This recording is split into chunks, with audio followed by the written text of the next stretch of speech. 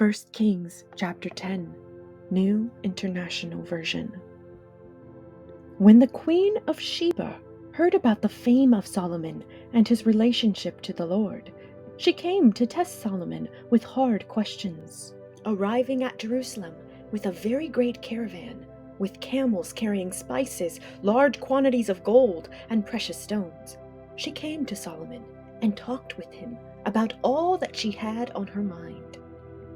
Solomon answered all her questions. Nothing was too hard for the king to explain to her. When the Queen of Sheba saw all the wisdom of Solomon and the palace he had built, the food on his table, the seating of his officials, the attending servants in their robes, his cupbearers, and the burnt offerings he made at the temple of the Lord, she was overwhelmed. She said to the king, "The report I heard in my own country about your achievements and your wisdom is true. But I did not believe these things until I came and saw with my own eyes. Indeed, not even half was told me. In wisdom and wealth, you have far exceeded the report I heard. How happy your people must be! How happy your officials who continually stand before you and hear your wisdom!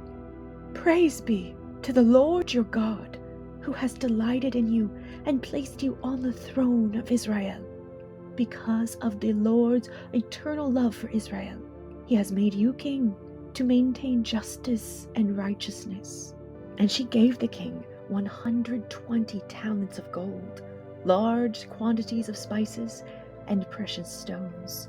Never again were so many spices brought in as those the Queen of Sheba gave to King Solomon. Hiram's ships brought gold from Ophir, and from there they brought great cargoes of algum wood and precious stones. The king used the algum wood to make supports for the temple of the Lord and for the royal palace, and to make harps and lyres for the musicians. So much algum wood has never been imported or seen since that day.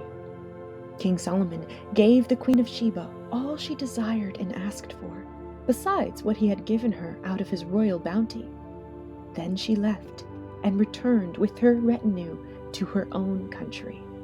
The weight of the gold that Solomon received yearly was 666 talents, not including the revenues from merchants and traders from all the Arabian kings and the governors of the territories. King Solomon made 200 large shields of hammered gold. 600 shekels of gold went into each shield. He also made 300 small shields of hammered gold, with 3 minas of gold in each shield. The king put them in the palace of the forest of Lebanon. Then the king made a great throne covered with ivory and overlaid with fine gold. The throne had 6 steps, and its back had a rounded top. On both sides of the seat were armrests, with a lion standing beside each of them. 12 lions stood on the 6 steps, one at either end of each step.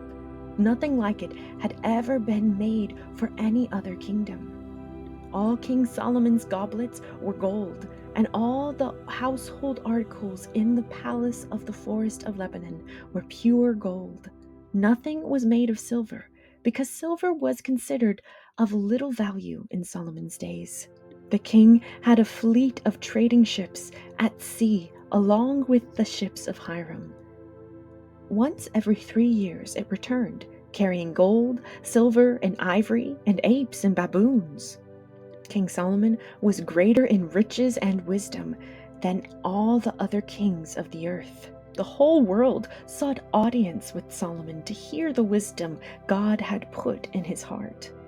Year after year, everyone who came brought a gift, articles of silver and gold, robes, weapons and spices, and horses and mules. Solomon accumulated chariots and horses.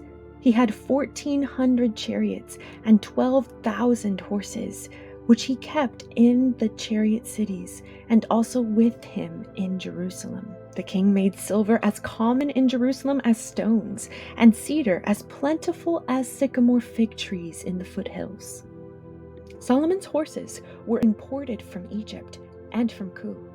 The royal merchants purchased them from Ku at the current price. They imported a chariot from Egypt for 600 shekels of silver and a horse for 150. They also exported them to all the kings of the Hittites and of the